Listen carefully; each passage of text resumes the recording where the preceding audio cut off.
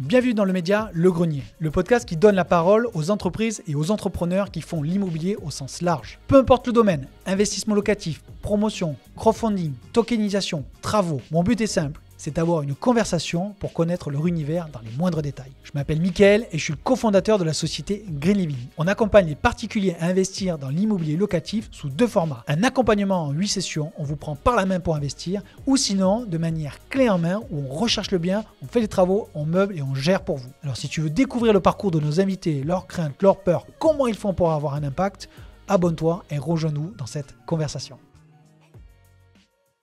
Moi, en fait, je te suis depuis un petit moment par le biais, je pense, des réseaux LinkedIn majoritairement. Ouais, LinkedIn, je pense, ouais. Ouais. Et surtout, c'est qu'en fait, ce que j'ai apprécié dans ton profil, c'est en fait, alors, je vais mettre les pieds dans le plat parce que tu vas voir que je mâche, c'est pas que je mâche pas mes mots ou quoi, c'est que des gens de ton expérience, on va dire, d'une certaine sagesse, qui communiquent et qui ont une certaine expertise, en enlevant le YouTube game, il y en a pas des masses qui se montent comme ça. Et donc, du coup, c'est intéressant de t'avoir sur le podcast en immobilier. Alors bon, je sais que t'en fais quand même pas mal, tu fais des webinaires, t'es assez connecté quand même. Donc du coup, ça c'est plutôt agréable. Et donc moi, c'est pour ces raisons qu'en fait, je t'ai identifié et deux, que je voulais, je suis content que tu sois là parce que ça amène un petit peu plus d'expérience et d'expertise, surtout. Parce que ça, des fois, je trouve que dans le contenu aujourd'hui, immobilier, bourse et autres, il y a tout le monde qui a un peu son analyse, mais l'expérience, à mon sens, ne peut pas être remplacée à tout le temps. Voilà. Donc Réciproquement, c'est toujours un plaisir de participer à des podcasts en format long qui laissent le temps de développer sa pensée et d'aller au bout des choses. Donc, enchanté. Et c'est exactement ça c'est exactement pour ça que nous qu'on l'a créé. Donc en fait, si tu veux, le programme, ça va se passer comment? Alors c'est assez simple, mais moi, ce que j'aime bien faire, c'est déjà de l'état civil. Voilà, on commence souvent par ça. Moi, je veux creuser aussi surtout ton expérience parce que tu as une grosse expérience en financement bancaire.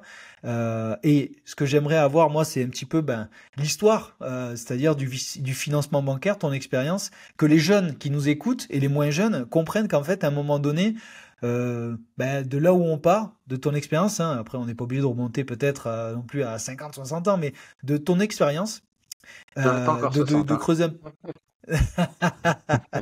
Non mais Faut bon, pas me vieillir, en tout est... Je suis à 51, ça suffit.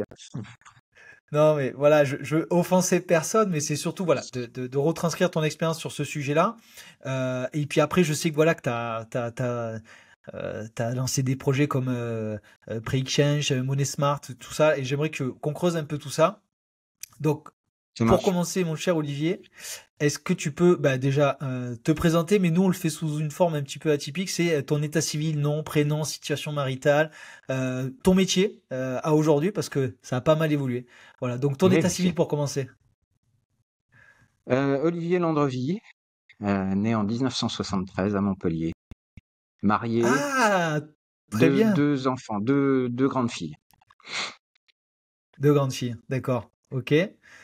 Et du coup, scolarisé, maintenant tu es où? T'es basé où? Alors en fait, je partage ma vie entre Paris et Londres. Parce que ma famille est installée à Londres et mes affaires sont à Paris. Donc voilà, je fais l'aller-retour et aujourd'hui, on se parle je vous parle depuis Londres. D'accord, super.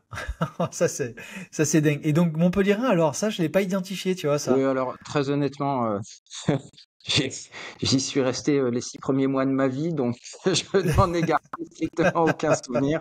J'ai grandi à Besançon, dans l'est de la France. D'accord, ok. Et du coup, merci pour cet état civil, mais du coup, qu'est-ce qui t'a amené un petit peu au fil de ta carrière à te spécialiser dans le financement bancaire, surtout à une époque peut-être que c'était naturel. Qu'est-ce qui a un petit peu fait ce cheminement?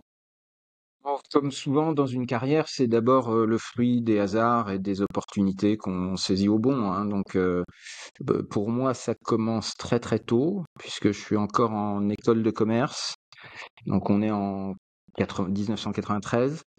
Et c'est le tout début à cette époque des programmes de césure, c'est-à-dire qu'ils proposaient de faire un an de break pour aller en entreprise pendant un an. C'était encore optionnel à l'époque, depuis je crois que c'est devenu obligatoire. Et donc j'ai été un des tout premiers à faire ça et j'avais très très envie d'international. et les offres d'emploi à l'international étaient quand même pas évidentes à trouver. Et je suis tombé sur une offre d'emploi dans une banque française, alors qui n'existe plus en tant que telle. C'était la Banque française du commerce extérieur. C'est devenu au fil des rapprochements, ça a fini par devenir Natixis, qui proposait un stage à New York. J'avais 20 ans et je me suis dit, voilà, passer un an à New York, ça le fait, ça a l'air sympa. J'avais aucune idée du métier que j'allais découvrir. Donc je suis parti complètement au hasard dans les métiers de la banque. Alors au départ sur des métiers de financement aux entreprises, donc décortiquer les comptes de résultats et les bilans de filiales américaines de grandes boîtes européennes. En vue de les financer, donc de l'analyse financière, voilà. Et puis ensuite, j'y ai pris goût. J'ai beaucoup pris goût au métier du chiffre. Je pense que c'est quelque chose qui, j'imagine, se voit dans mes publications. C'est-à-dire, j'aime bien manipuler les données, être précis sur les J'aime bien le chiffres. factuel en tout cas. Ouais. Et du coup, j'ai pas mal navigué. Alors, je suis rentré à Paris, j'ai fait du contrôle de gestion, j'ai fait ce qu'on appelle de l'ALM, de la gestion actif-passif, donc de la gestion de bilan bancaire. Et puis le virus de l'international m'a repris en fin 99 et j'ai été recruté à Londres. Enfin, c'est le début de mon aventure londonienne qui a duré pas mal de temps, où j'ai intégré une petite équipe qui était en charge de la stratégie et des fusions-acquisitions pour les métiers financiers du groupe General Motors. General Motors à l'époque avait une très grosse activité de crédit immobilier. C'était un des leaders du crédit immobilier aux États-Unis, mais il n'avait encore rien en Europe et il voulait se lancer en Europe. Donc j'ai intégré une petite équipe et pendant 8 ans, on General a. Motors, là, Pardon? pour ma génération, c'est pas les crédits, hein. General Motors, hein. General Motors, le cœur du business, ce sont les voitures, hein, évidemment. Mais de fil en aiguille, ils avaient développé d'abord une grosse activité de crédit auto. Ça paraît naturel, mais aussi ils avaient Ouais. fini par développer une grosse activité de crédit immobilier aux États-Unis. Et pendant 8 ans, j'ai développé ça en Europe. Euh, donc c'est monté jusqu'à l'équivalent de 20 milliards d'euros de production annuelle de crédit immobilier en Europe. Alors en France, on ne connaît pas parce que la France est c'est le seul grand marché européen sur lequel on n'a rien fait. Mais on était au Royaume-Uni, on était aux Pays-Bas, en Allemagne et en Espagne. Voilà. Et alors Pourquoi? ça a été Pourquoi une la France aventure n'a pas extraordinaire. été adressée? Pardon? Parce que, alors en Pourquoi? France, parce qu'en France, le crédit immobilier est utilisé de façon très très spécifique par les banques comme produit d'appel. C'est la tête de gondole. En fait, le moment de l'acquisition généralement de la résidence principale, c'est un des très rares moments dans la vie des Français où ils sont prêts à faire l'effort de changer de banque, à redomicilier les salaires, avec tout le travail administratif qui va avec. Si on leur propose un crédit sexy.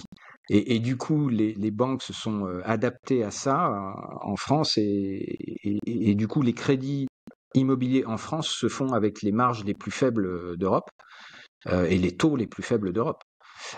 Si bien que les acteurs étrangers, et en particulier les spécialistes du crédit immobilier, ceux qui ne font que ça, qui n'ont pas envie de gérer des chéquiers ou des moyens de paiement, pour eux, c'est extrêmement difficile de vivre de ce métier en France parce qu'il n'y a pas de marge.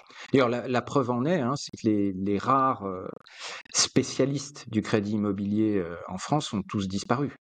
Euh, alors, soit ils ont été intégrés dans des ensembles plus larges comme l'UCB, soit ils ont véritablement disparu comme le Crédit Immobilier de France ou le Crédit Foncier plus récemment. Il ne reste plus aujourd'hui de Ouais. véritables sociétés de crédit spécialisées sur les financements immobiliers en France. Et c'est d'ailleurs un problème. On en Ouais. reparlera. Ouais, avec grand plaisir. Mais il y avait une chose aussi que je voulais évoquer avec toi, c'est qu'en fait, tu es enseignant à HEC. Ouais. Et tu vois, alors, c'est peut-être une question. Mais en fait, moi, je me dis, avec ton expérience, à aujourd'hui, les jeunes d'aujourd'hui, parce que en fait déjà quelle matière tu étudies parce que ça je l'ai pas, j'imagine que c'est financement peut-être international ou financement un petit peu plus spécialisé. Oui, Donc c'est ma beaucoup question elle plus est un peu large que le cours que j'anime est beaucoup plus large que simplement des questions de crédit immobilier. C'est, j'essaye d'y décrire tout ce qu'on appelle l'environnement des intermédiaires, NBFI, Non-Banking Financial Intermediaries, donc les entreprises non bancaires qui n'ont pas de statut bancaire, mais qui sont des acteurs du système financier. Donc ça va être tout ce qui est asset management, banque d'affaires, fonds, etc. d'accord. Et ces jeunes, c'est quoi leur vision un petit peu du marché, on va dire c'est un peu la question que je me pose des jeunes aujourd'hui, c'est-à-dire c'est quoi un peu leur vision du business ou la vision qu'ils ont sur ce monde-là? C'est quoi je sais pas, leurs aspérités, leur, ils veulent faire quoi en fait ces jeunes aujourd'hui? Alors, bon, il faut savoir qu'il y a plus de 50% d'étudiants étrangers hein, dans ces programmes-là. D'accord, Euh, ok, donc, pour beaucoup, les questions relatives au crédit immobilier en France, c'est quelque chose qu'ils n'ont pas ouais, du tout sur leur d'accord. radar. Hein. Voilà. Ouais, ma question elle est Euh, peut-être nulle en plus.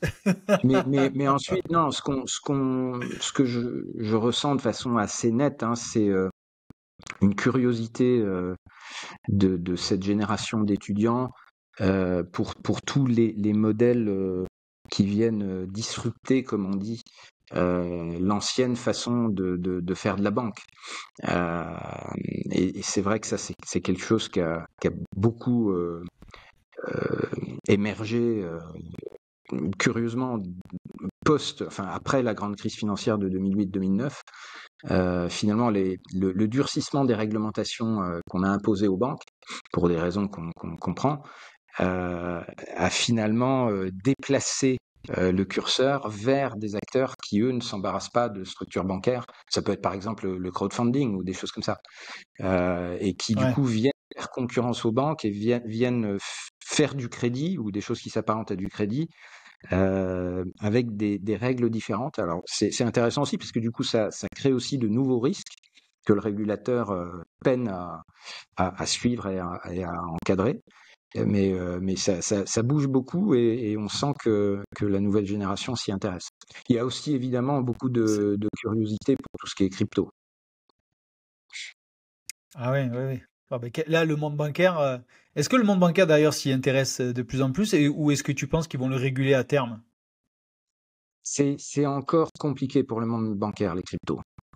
Euh, ça, d'abord, ça a encore une mauvaise image parce que, bon, malgré tout, c'est un des instruments qui est utilisé par, on va dire, les réseaux criminels pour blanchir et se transférer de l'argent sans laisser trop de traces.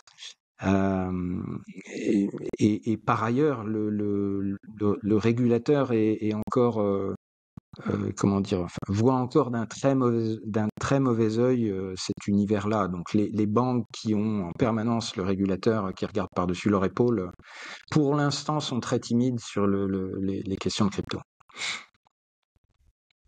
D'accord. Et du coup, on en parlait un peu tout à l'heure, mais c'est quoi un petit peu là, si tu peux nous faire un peu, je sais pas, un historique du marché, du financement à aujourd'hui, que son évolution et peut-être nous donner ton regard là-dessus, parce que ça, je crois qu'en 2 ans, on a connu, en 24, 36 mois, énormément Ouais. bah, de, Alors, de montagnes je vais russes, on peut-être va dire. remonter. Ouais. Alors, d'abord, on est bien d'accord hein, pour qu'on parle de la même chose.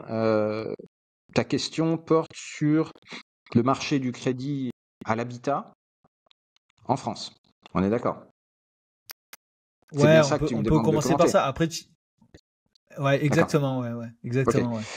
Donc, alors, si je vais remonter un peu plus loin qu'il y a 2 ans, d'abord en toile de fond, une chose à avoir en tête que j'évoquais très rapidement tout à l'heure, c'est sur les 10 années qui précèdent, ou 15 années qui précèdent, l'appauvrissement progressif de l'offre de crédit immobilier en France, avec la disparition de tous les établissements spécialisés sur ce métier. Et ça pose un certain nombre de difficultés parce que voilà, il y a des solutions plus pointues que les spécialistes savaient mettre en place, qui aujourd'hui ont disparu du marché ou sont beaucoup plus difficiles à trouver qu'il y a 10 ou 15 ans. Donc ça, c'est la toile de fond. Ensuite, le moment vraiment marquant,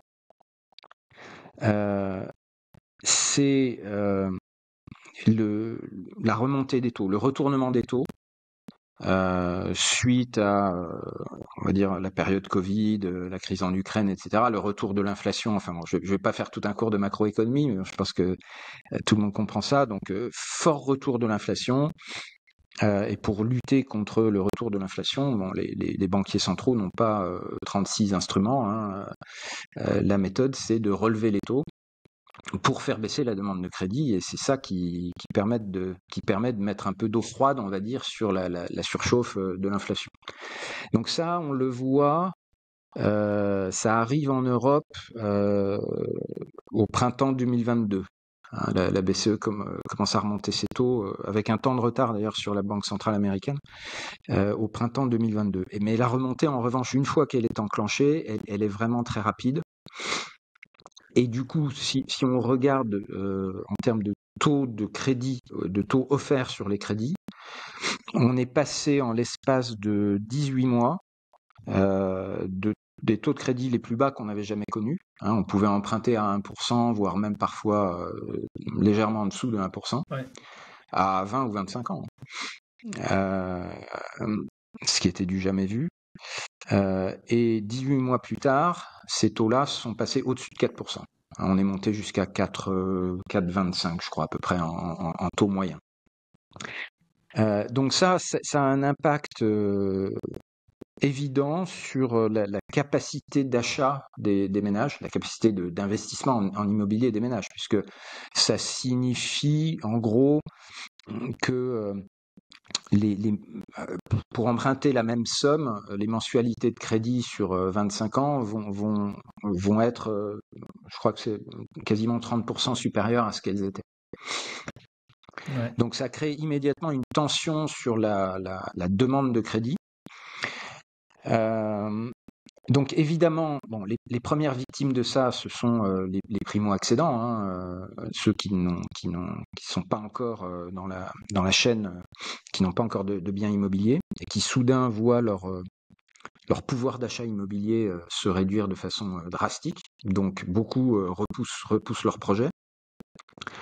Et ça a un autre effet qui est un petit peu plus subtil, mais qui est extrêmement fort, qui est peut-être encore plus fort que le premier, qui est en fait sur le stock de tous ceux qui ont emprunté pendant la période où les taux étaient très bas.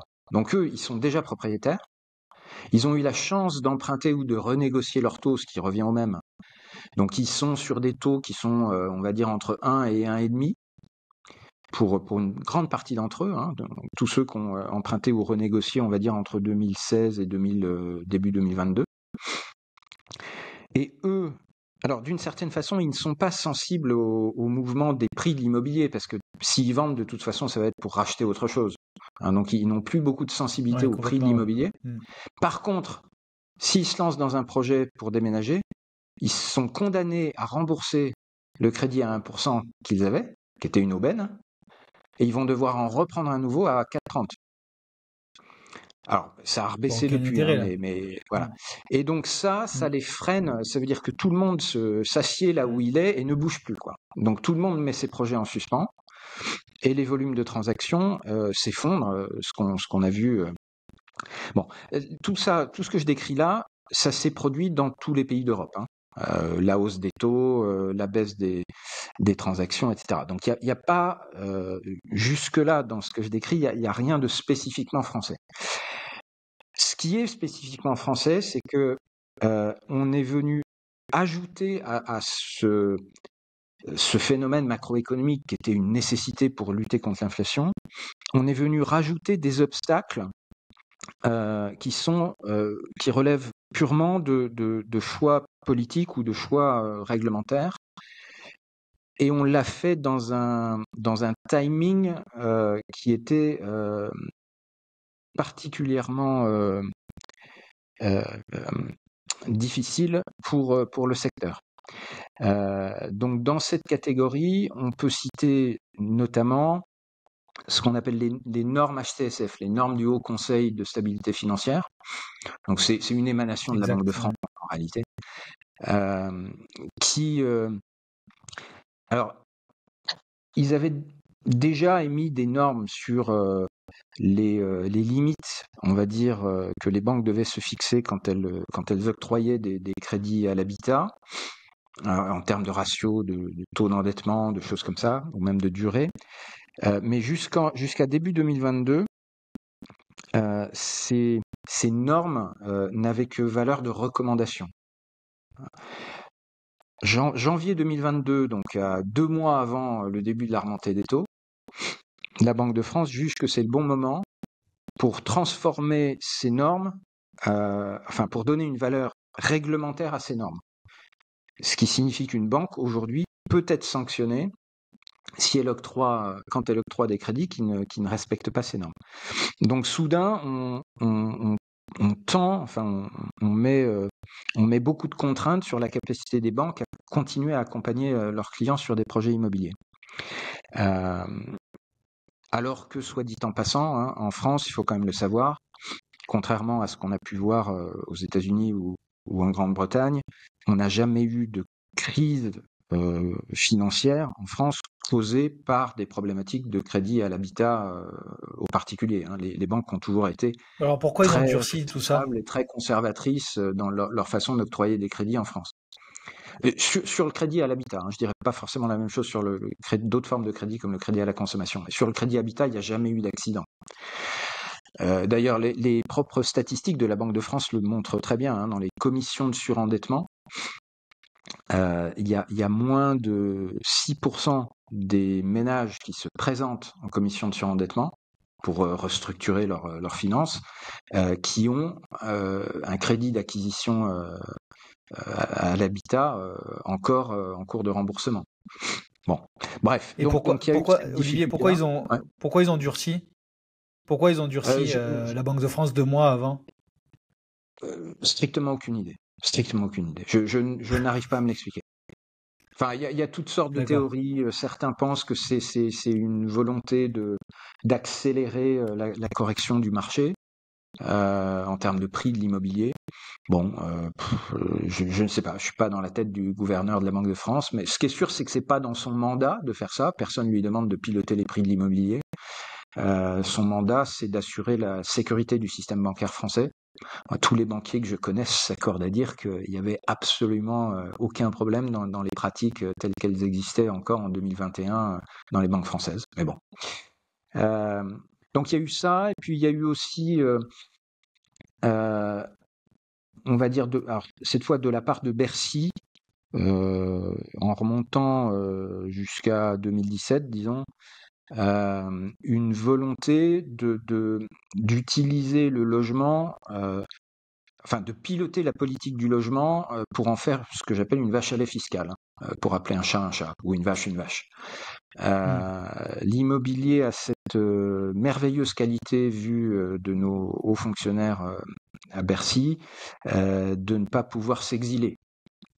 Hein, contrairement au capital ou au travail qui peut partir, qui peut franchir la frontière pour aller en Belgique, au Luxembourg, ou en Suisse ou en Grande-Bretagne, l'immobilier, il peut pas bouger par définition. Et donc, alors qu'on nous présente très souvent le logement comme un secteur qui serait gavé aux subventions, la réalité, quand on regarde la contribution nette du logement, hein, c'est-à-dire qu'on prend tous les impôts qui sont d'une façon ou d'une autre assis sur le logement, on arrive à pas loin de 100 milliards. Et on retranche les aides au logement, qui pour les 2 tiers vont en fait au secteur HLM, au logement social. Et le net fait plus de 50 milliards. Et cette contribution nette a été multipliée par 4 depuis 2010. Donc le logement est au cœur de la stratégie fiscale de Bercy. Et en réalité, la politique du logement en France a été dictée par Bercy enfin, à la fois par Bercy et dans une moindre mesure par le ministère de la Transition écologique. Mais les problématiques, euh, comment dire, propres au logement en tant que tel, n'ont pas véritablement été prises en compte ou défendues, en tout cas depuis 2017. Donc ça nous a donné, par exemple, le rétrécissement à grande vitesse du prêt à taux zéro, qui était un outil d'aide à l'accession à la propriété qui était vraiment essentiel. On est passé de 123 000 dossiers de prêt à taux zéro octroyés en 2017 à 47 000 de mémoire l'an dernier, donc divisé par 3, Ah, quasiment. c'est énorme. Voilà. Donc évidemment, ça laisse des traces. C'est-à-dire que quand vous ajoutez des éléments de ce type à un contexte macroéconomique de remontée des taux, vous causez un véritable crash du secteur. Alors, ça ne s'est pas vu sur les prix, enfin la baisse des prix est là, mais elle est relativement modeste. Mais par contre, sur les volumes de transactions, ça a été extrêmement rude. Et puis au-delà de ça, parce que les transactions c'est sur l'ancien, mais on le voit aussi très nettement sur la construction de logements neufs, qui est un secteur qui est aujourd'hui complètement sinistré. Le pire étant la maison individuelle, où là on est en train de complètement rayer de la carte de France les constructeurs de maisons individuelles. Ah ben là, ils sont en train de reparler d'un taux zéro sur les maisons individuelles. Bon, c'est pas acté, mais ils en Alors parlent. oui, alors effectivement, dans le projet de loi de finances, euh, bon, qui est encore en débat et dont on ne sait pas ce qu'il restera à la fin des débats, et surtout on ne sait pas s'il sera Exactement. voté, s'il sera passé en 49.3, si derrière il n'y aura pas une motion de censure pour rejeter tout ça. Donc c'est encore extrêmement Ouais. hypothétique. Mais dans le projet de loi de finances, il y a quelques signes positifs. Alors attends, je vais prendre mes notes en même temps qu'on se parle pour ne rien oublier. Il y a quelques signes positifs. Enfin, le principal étant celui que tu viens d'évoquer, c'est-à-dire l'extension du PTZ à toute la France. C'est-à-dire il n'y aurait plus de critères de zonage géographique Ouais. pour accéder au PTZ. Il ne resterait que les critères, on va dire, liés aux revenus. Donc ça permettrait, Exact. j'ai pas Mm. encore vu les simulations, mais ça devrait permettre sur le papier euh, de, de, de réétendre le PTZ à des niveaux tels que ceux qu'on connaissait en 2017. Donc ça, ce serait une excellente nouvelle pour les primo-accédants. Voilà. Après, il faut pas non plus crier victoire, parce que dans ce projet de loi de finances, il y a aussi un certain nombre de mesures euh, qui, euh, qui continuent d'aller dans le sens d'une aggravation de la crise du logement. Il y a, c'est pas tout à fait une nouveauté, mais il y a la confirmation de la fin du dispositif Pinel et du fait qu'il ne sera pas remplacé par un autre dispositif de défiscalisation à destination des particuliers. Donc il n'y aura plus, enfin quasiment plus d'aide aux investisseurs locatifs. Il y a bon, la réintégration de l'amortissement sur les meublés touristiques dans le calcul de la plus-value. Bon, très honnêtement, enfin, ça ne me choque pas parce que c'est vrai que la crise du logement a aussi été aggravée ces dernières années par le fait que il y avait beaucoup d'inégalités dans le traitement fiscal entre l'allocation de logements nus comment dire, sur des baux classiques de long terme et la location touristique type Airbnb. Donc beaucoup d'investisseurs ont fait basculer leurs biens vers du Airbnb, si bien que ça a aggravé le manque de logement. On n'a jamais eu autant de tensions sur le marché locatif classique qu'aujourd'hui en France.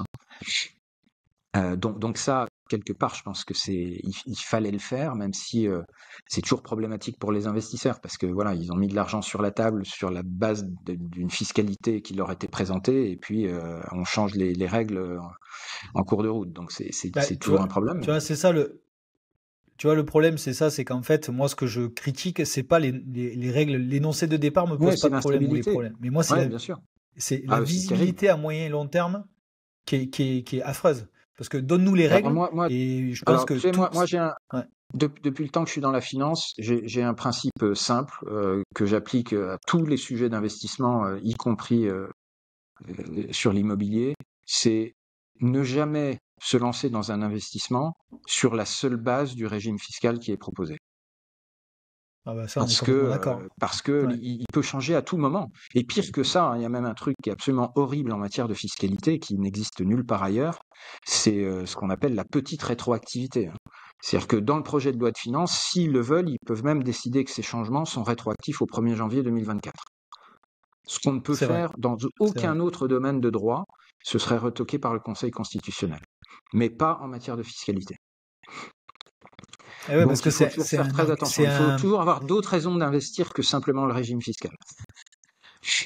ouais. Mais je le conçois pas, mais je le comprends. C'est-à-dire, c'est une arme pour eux d'aller chercher de l'argent supplémentaire, et on le voit davantage en plus dans cette situation.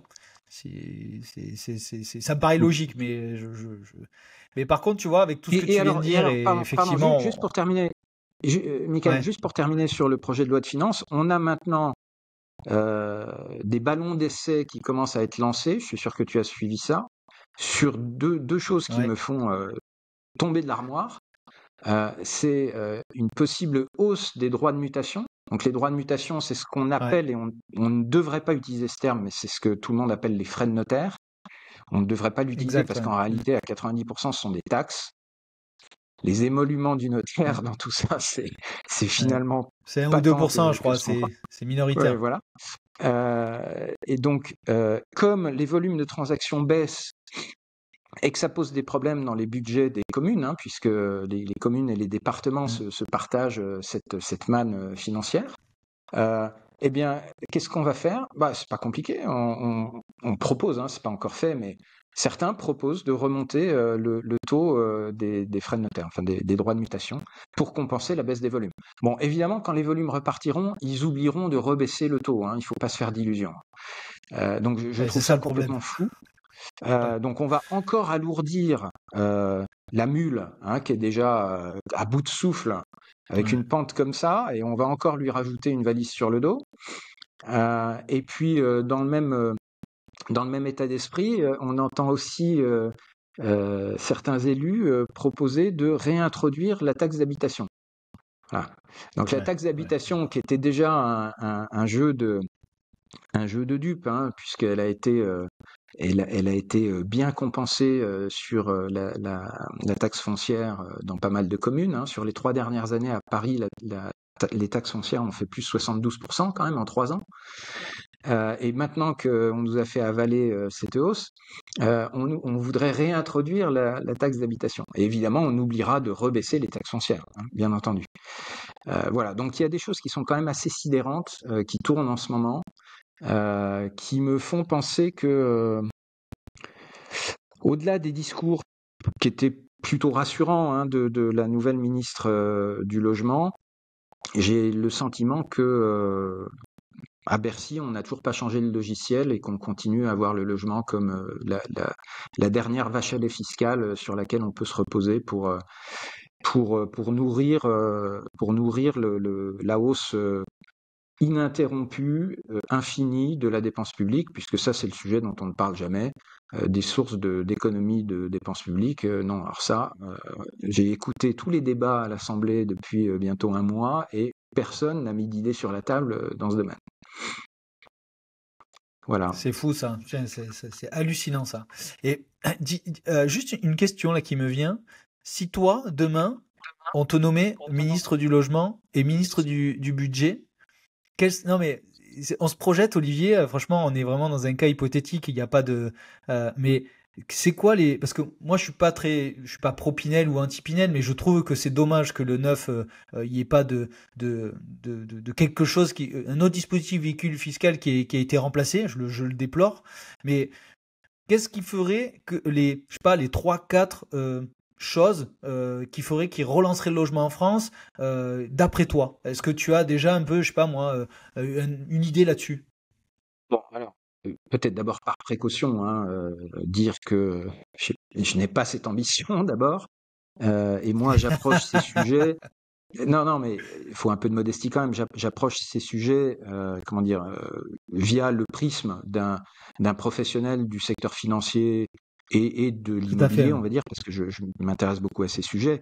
Euh, mais j'imagine très volontiers que quand on est ministre, il y a beaucoup d'autres contraintes à prendre en compte et beaucoup d'autres compromis à faire avec ses collègues ministres, etc. Bon, donc la vie n'est pas aussi simple qu'on le croit. Donc voilà. Euh, mais juste pour balayer comme ça certains grands sujets. euh, alors d'abord, je crois que je serai très rapidement très impopulaire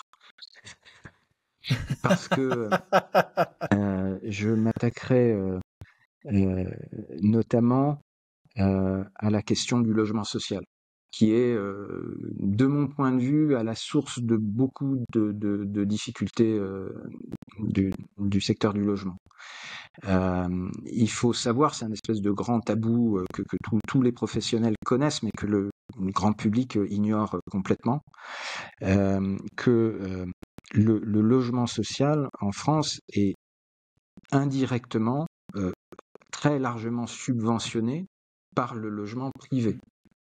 C'est-à-dire que l'essentiel de la construction de nouveaux logements sociaux est faite dans le cadre de promotions privées par des promoteurs immobiliers. Et donc, dans un même bâti, on va, au moment de négocier le permis de construire, le maire va poser des conditions. Le maire lui-même, hein, il est sous pression du fait de ce qu'on appelle la loi SRU, qui est la loi qui a été votée en l'an 2000, qui impose des cibles de logements sociaux aux maires et des amendes pour la commune quand elles sont en dessous de ces cibles.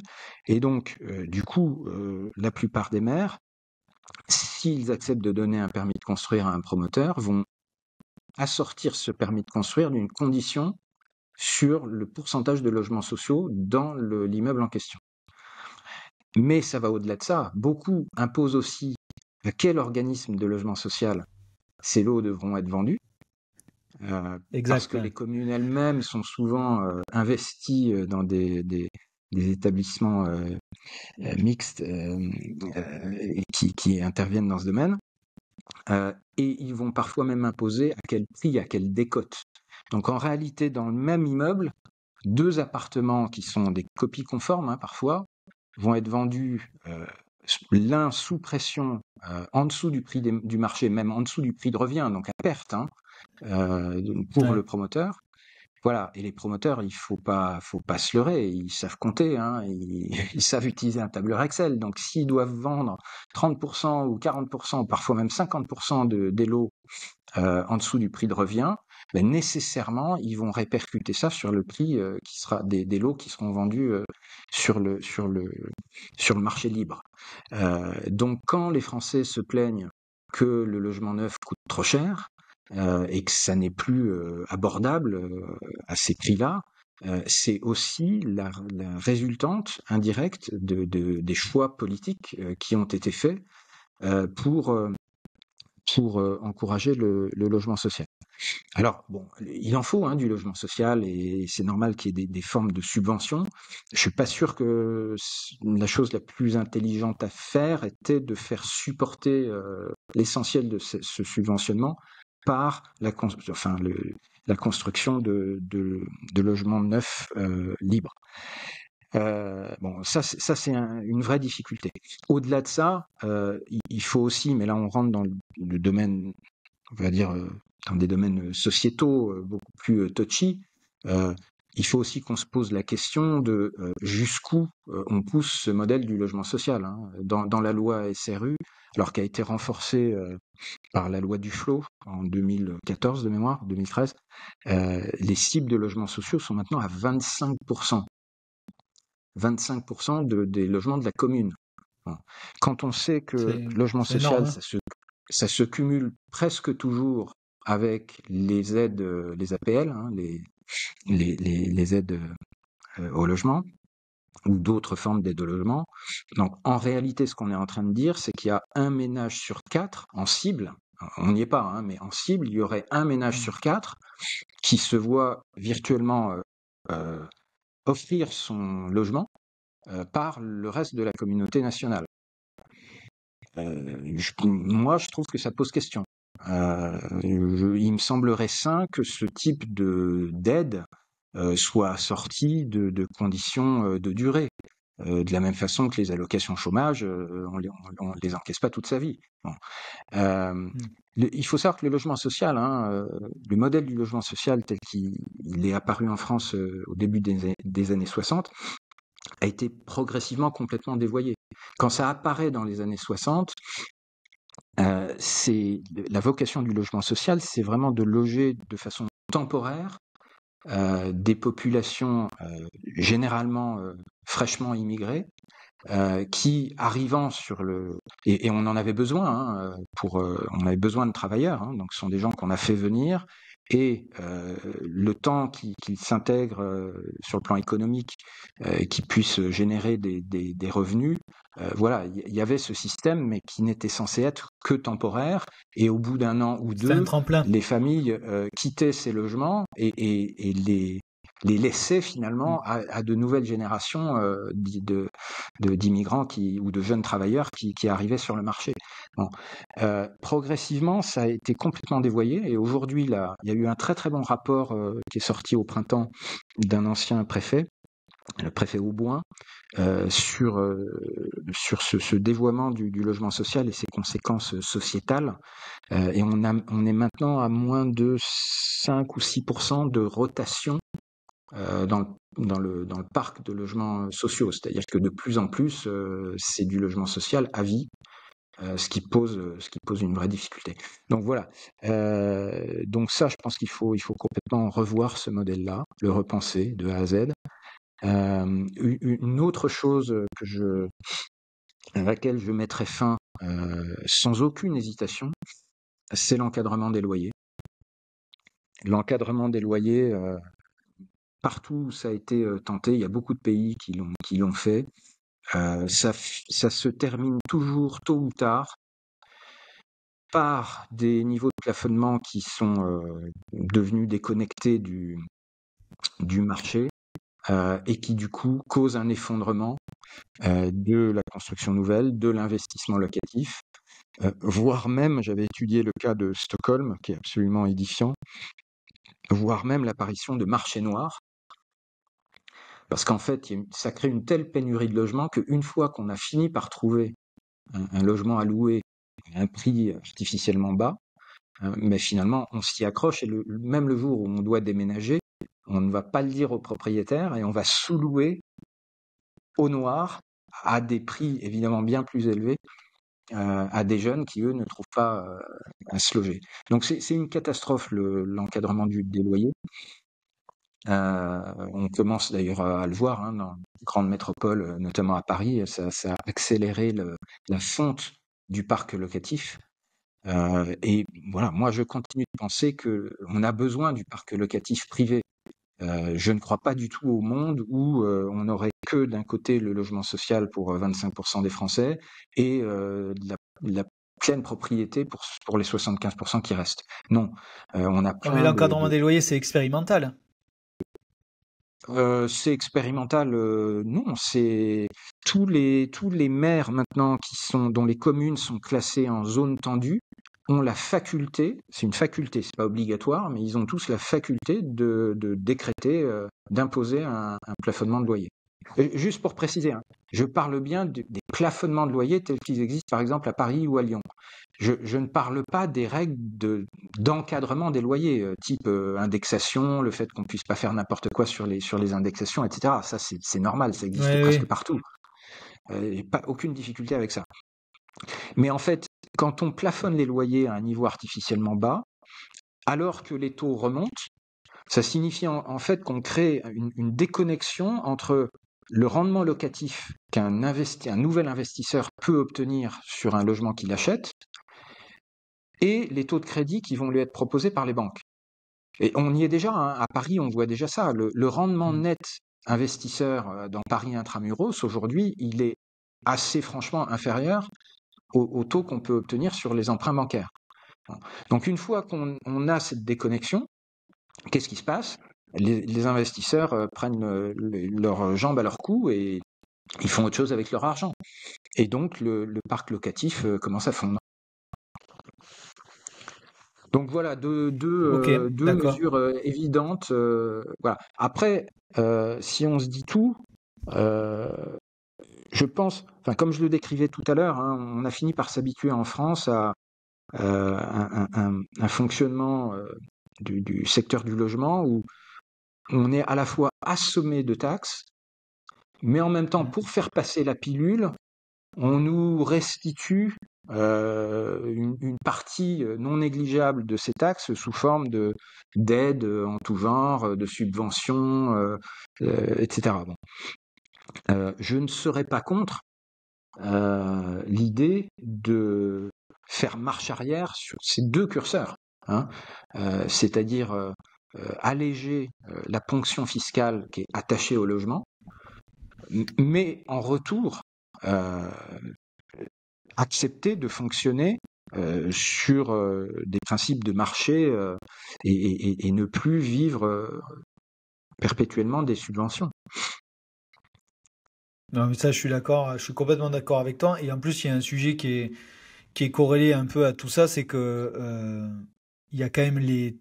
Je trouve, moi, on nous parle de la baisse des prix, donc elle y est, mais je la trouve pas exceptionnelle. Peut-être que je vais me faire. Tout le monde ne doit pas être d'accord avec moi, mais elle est très disparate déjà. Et puis, je trouve que maintenant qu'on reparle, d'ailleurs, j'aimerais bien avoir aussi ton analyse de cette fameuse baisse des taux qui intervient. Et tout le monde dit, bah voilà, baisse des taux, remonte des prix dans quelques mois. C'est quoi un peu ton analyse là-dessus? Alors, la baisse, alors j'avais fait des infographies assez sympas sur le sujet, je sais pas, je te les enverrai, je sais pas si tu auras capacité au montage peut-être à les insérer. Euh, D'abord, la baisse a commencé, en tout cas à Paris, beaucoup plus tôt qu'on ne le croit habituellement. Hein. La baisse a commencé Ouais, fin 2020, donc on est déjà dans la quatrième année de baisse à Paris. Alors c'est une baisse qui est lente, qui est modeste, qui est pas spectaculaire effectivement, mais mine de rien, on est maintenant. Alors là, je parle sur la base des indices notaires du deuxième trimestre 2024, hein, donc il y a un effet rétroviseur. Hein. On était à 13% de baisse cumulée depuis le point haut à Paris et à Lyon. Bon. Après, en province, dans d'accord. les autres villes de province, c'est moins net parce que la baisse a commencé plus tard. Et bon, il y a même certaines villes qui résistent. Euh, bon, cela étant, il ne faut pas oublier que ça a été 4 années de forte inflation. Ou en tout, allez, 3 années de forte inflation. Donc en réalité, là, la baisse que j'exprime, elle est sur les prix nominaux. Mais si on exprimait cette baisse en euros réels, c'est-à-dire corrigée de l'inflation, on verrait Mm. une baisse à Paris et à Lyon qui serait quelque part entre 25 et 30%. Ce qui est quand même pas rien. Hein, ce qui est quand même pas rien. Ouais. Euh, alors, ma lecture, c'est que donc la baisse des taux, la normalisation des taux, donc qui était montée jusqu'à 4,30, a commencé en tout début d'année, à partir de janvier 2024. Et on commence à voir le mois suivant, à partir de février 2024, on commence à en voir les effets sur les volumes de crédit accordés par les banques. Euh, donc, je pense qu'on est maintenant, du fait de cette baisse des taux, les taux moyens sont maintenant entre 3,40 et 3,50. 3,40 à 20 ans, 3,50 à 25 ans, selon l'Observatoire Crédit Logement. Donc ça a quand même pas mal baissé depuis le point haut que j'évoquais, ça a quasiment rebaissé d'1%. Mais bon, on n'est pas non plus retombé au niveau incroyable qu'on avait jusqu'en 2022 et qu'on ne reverra pas, d'après moi. Mais cette baisse est malgré tout suffisante pour doucement stabiliser ou faire atterrir les prix. Donc, si on devait en rester là, avec ces niveaux de taux de crédit, je pense qu'on verrait dans les mois qui viennent une stabilisation des prix des logements un peu partout en France. Alors évidemment, ensuite, en fonction des dynamiques régionales, ça peut vouloir dire une légère pente ascendante à certains endroits ou une légère pente descendante à d'autres endroits. Mais je pense que le gros de la Tout à fait. baisse serait derrière nous. Si les taux en restent là, la question d'après, c'est qu'est-ce qui va se passer sur les taux jusqu'aux élections européennes, j'étais assez confiant sur le fait que la baisse des taux était enclenchée et allait se poursuivre gentiment. Encore une fois, j'ai jamais cru qu'on reverrait des taux à 1%, mais on aurait pu revoir des taux à 2,50 par exemple. Ça ne m'aurait pas choqué. D'accord. Je pense que ça, c'est maintenant remis en cause par l'instabilité politique causée par la dissolution, l'espèce de cohabitation à laquelle on a droit actuellement, et surtout la composition extrêmement baroque de l'Assemblée nationale qui crée une instabilité totale. Donc ça, plus Bruno Le Maire qui nous laisse quand même des finances publiques dans un état absolument catastrophique. Le couvercle, il a été soulevé, ça a été chaud. Ouais. Ça peut véritablement remettre en question la poursuite de la baisse des taux. Alors, de la baisse des taux de crédit. Hein. Je parle bien de la baisse des taux de crédit. Je parle pas. Les taux de la BCE, je pense, vont continuer à baisser gentiment. Mais la baisse des taux de crédit, elle peut être remise en cause. Parce qu'en réalité, ce qui détermine les taux de crédit, c'est beaucoup plus le taux de l'OAT, c'est-à-dire le taux auquel l'État français emprunte sur durée longue, que le taux de la BCE qui n'est garanti que sur 24 heures. Aucune banque se refinance à la BCE pour faire des crédits à 25 ans. Ce serait pure folie. Aucun banquier ne fait ça. Quand les banquiers vous font crédit, il y a une bonne partie des capitaux qu'ils vous prêtent qui sont, on va dire, du recyclage de l'épargne de votre voisin. Mais il y a aussi une partie non négligeable qui vont chercher sur les marchés en empruntant auprès d'investisseurs sur les marchés, généralement sur des durées de 7-8 ans, parce que c'est ça qui correspond à la durée moyenne effective d'un crédit en France. Bon. Eh bien, quand BNP doit aller emprunter sur les marchés à 7 ans, le prix qu'ils vont devoir payer se détermine d'abord par référence au prix que l'État français lui-même paye quand il emprunte sur cette durée-là. Et puis ensuite, on ajoute une prime de risque pour rémunérer l'investisseur du risque BNP. Mais voilà. Et ce qu'on voit depuis le mois de juin, c'est que la baisse du taux de l'OAT est maintenant stoppée. Elle est même remontée un petit peu depuis 15 jours. Et donc on sent voilà, que les marchés commencent à se soucier du risque souverain en France. Il y a une mesure de ça qui est très utile, qui est ce qu'on appelle le spread France-Allemagne, c'est-à-dire qu'on peut aller comparer sur les marchés le taux que paye l'Allemagne, qui est considéré comme le pays le moins risqué en Europe, parce qu'ils ont les finances publiques les plus saines, et le taux que paye la France à durée comparable. Et on voit, si on regarde sur les durées à 10 ans, on voit que le spread France-Allemagne, il est passé en l'espace de 4 ans de environ 0,30 à aujourd'hui 0,70, 0,80. Donc il a plus que doublé. Autrement dit, on paye déjà sans le savoir dans nos taux de crédit environ 0,40 ou 0,30 ou 0,50 de surcoût, de prime qui est lié à la mauvaise gestion des finances publiques françaises sur les 4 dernières années. Donc sans ça, on serait en dessous de 3, environ. Sans ça, on serait à 3. Ouais, on serait, oui, effectivement. À cause d'une mauvaise gestion de notre État souverain. C'est ma lecture. C'est ma lecture. Voilà. Et donc, comme bon, les débats sur le budget 2025 ne montrent pas de travaux très sérieux pour rétablir cette situation, on peut craindre que les marchés nous fassent payer ça de plus en plus cher. Et donc, du coup, voilà, je pense que on est maintenant sur un plateau, voire une légère remontée des taux de crédit, plutôt que sur la baisse sur laquelle j'aurais misé il y a encore quelques mois. D'accord. Donc en fait, si je comprends bien, il faudrait un cost killer à la tête de l'État. Avant de parler de recettes, il faudrait un cost killer, une personne qui dise, OK les gars, les dépenses, faudrait peut-être les mesurer et voir où il y a des gains de productivité ou des gains à faire avant de parler de recettes. Et même, j'ai l'impression que c'est ça qui pourrait redonner un certain allant. Ouais. Alors on parle de financement, mais Il dans faut, tout il faut, secteur. dans cette matière, il faut, enfin, il me paraît quand même très sain de chercher à se comparer par rapport à ce qui existe dans d'autres pays développés. Et en France, on a quand même le double record au sein de l'OCDE, hein, qui est le groupe des 24 pays les plus développés. On a un double record. On a à la fois la pression fiscale la plus élevée et la dépense publique la plus élevée.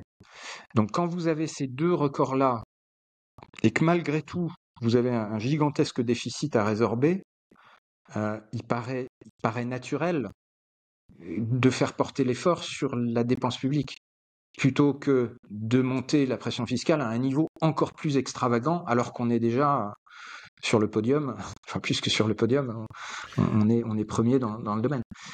Donc, Mais enfin, oui, moi je suis très choqué de la nature des débats à l'Assemblée.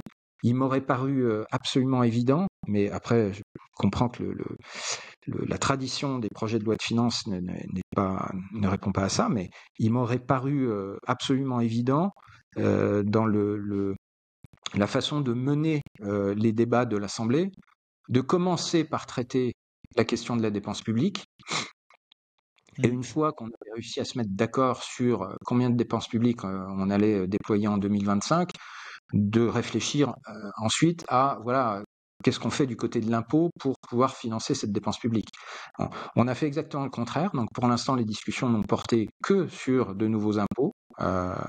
Alors là, on a eu le concours Lépine, hein. Il y a eu un foisonnement d'idées de nouveaux impôts, les plus extravagants les uns que les autres.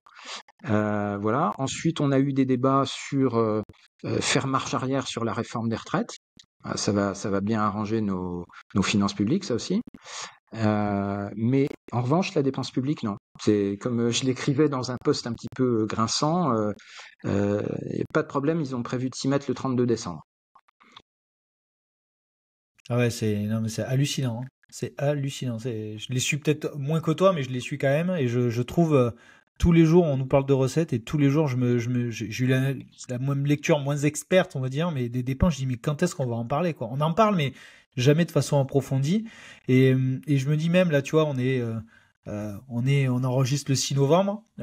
Donald Trump se donne un petit peu gagnant un petit peu de l'élection américaine au moment où on parle. En tout cas, la tendance serait là. Est-ce que ça a un Non, impact aussi c'est plié.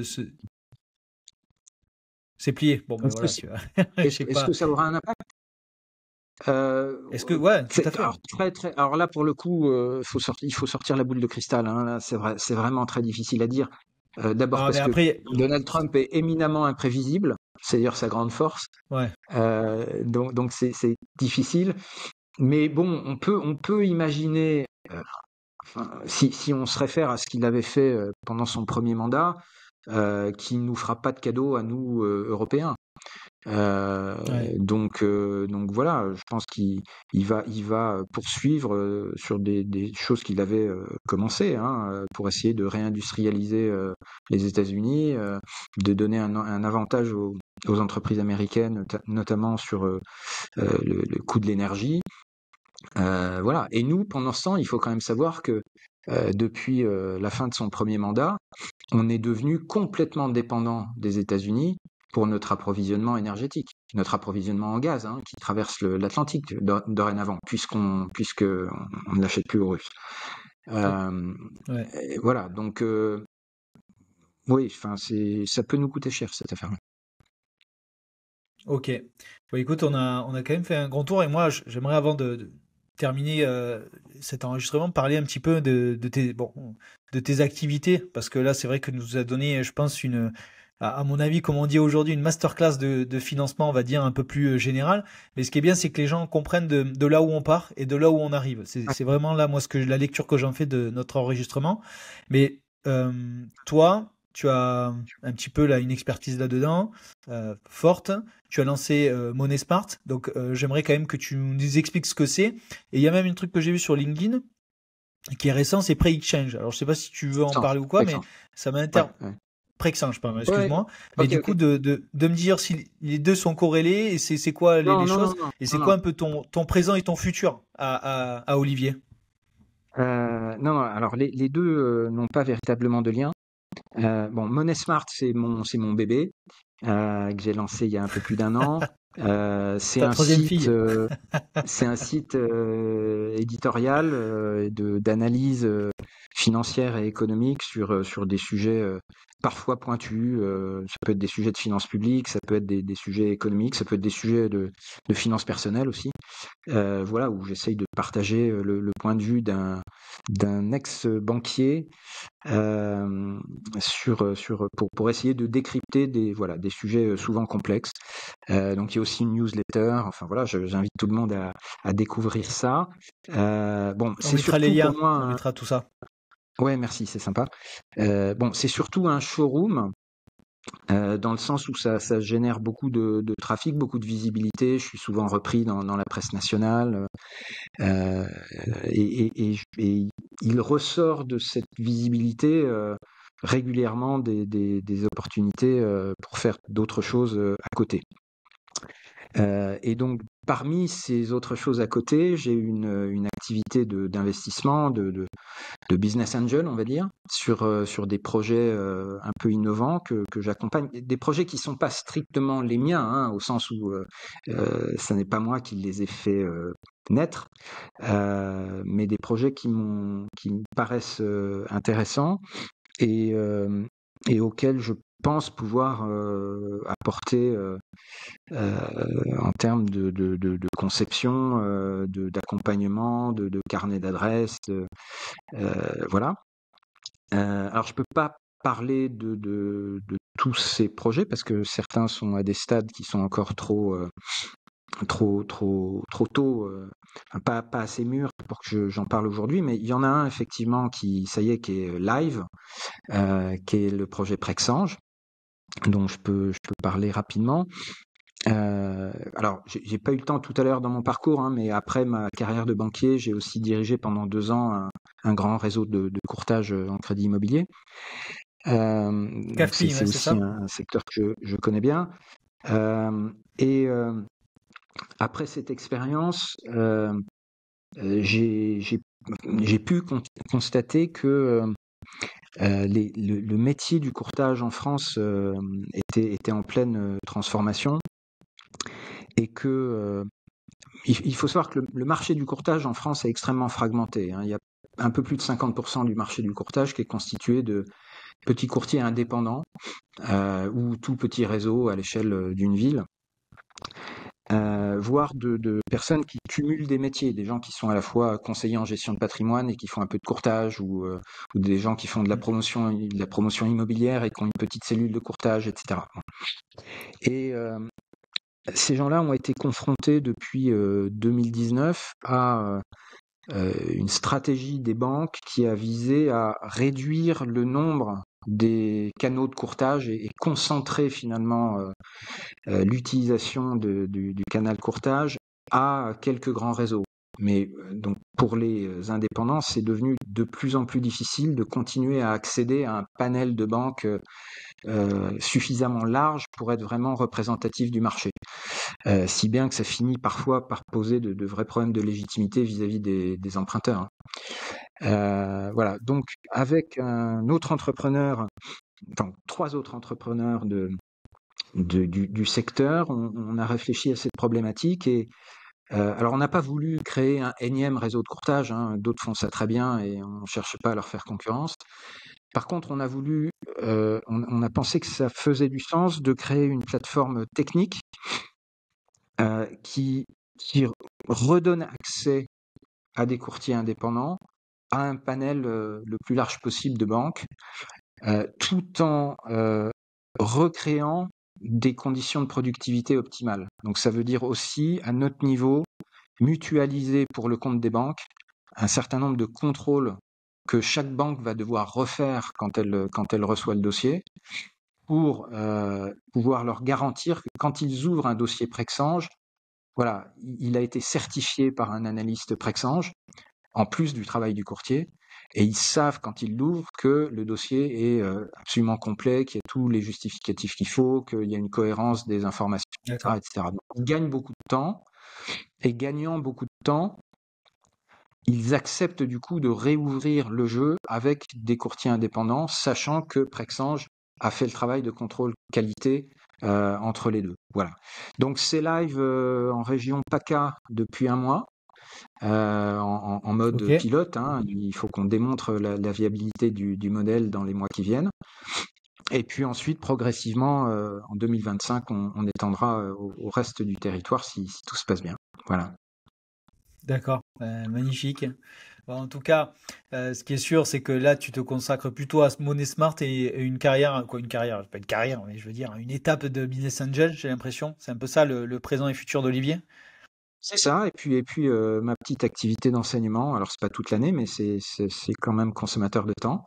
Donc voilà, Hmm. une belle diversité d'activités, et surtout je prends du plaisir parce que à l'âge que j'ai, avec les années, on réalise que c'est quand même ça le plus important, euh, Ouais.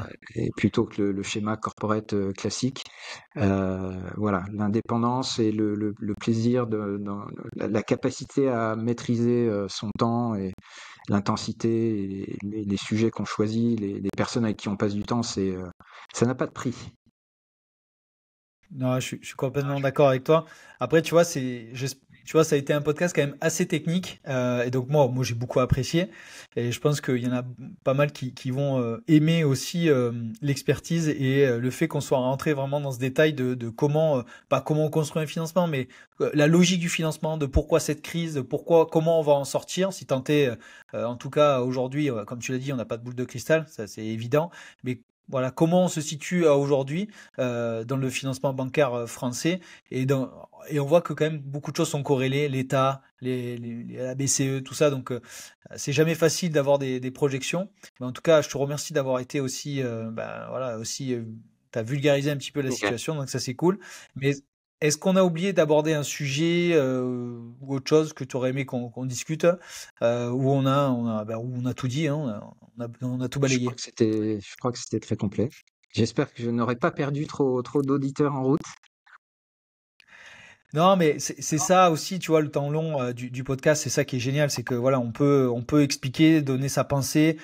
Bien évidemment, on n'est pas là pour donner des conseils forcément en investissement ou en dire ça va se passer comme ça, mais c'est pour faire un état des lieux et c'est ça qu'on a essayé de faire aujourd'hui sur le monde du financement bancaire et surtout avec, et je le redis comme je l'ai dit en intro, ton expertise, parce que la sagesse que tu as, sans te donner d'âge, parce que voilà, je je veux pas offenser, mais voilà, c'est hyper important et ce que l'on voit sur les podcasts, sur les vidéos YouTube, c'est souvent des gens qui ont entre 25 et 40 ans et qui ont une expérience certes, mais limitée malgré tout. Donc c'est bien d'avoir des gens de ta génération qui viennent, qui parlent, qui donnent leur expertise.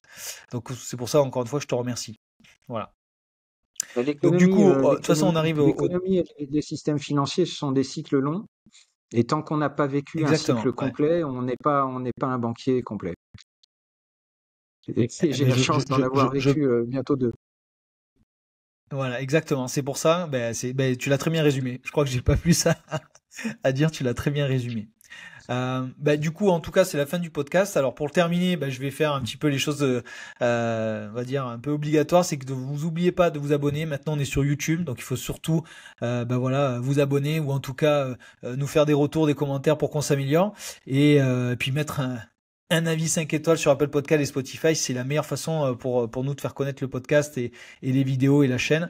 Donc, je vous invite grandement à le faire. Du coup, Olivier, merci beaucoup. Ça a été un réel plaisir. C'est à Et toi, puis, Mickaël. on mettra tous les liens, tout ce qu'il faut dans la description. Voilà. Si, à Ciao, ciao tout bientôt. le monde. C'est la fin de l'épisode. J'espère que cela vous a plu. Mais on va pas se quitter comme ça. Et il existe 3 moyens pour continuer ensemble. Premièrement, me faire des retours. Je réponds à tout. Deuxièmement, la newsletter. On parle d'actualité sur l'immobilier, les différentes stratégies immobilières, mais on partage aussi nos dernières opportunités ou tout simplement découvrir l'avancée de notre aventure chez Green Living. Ou sinon, la troisième, c'est de pouvoir bosser, travailler avec nous. Et là, on a 2 formats, l'accompagnement et le clan. Donc je vous dis à très vite. Ciao.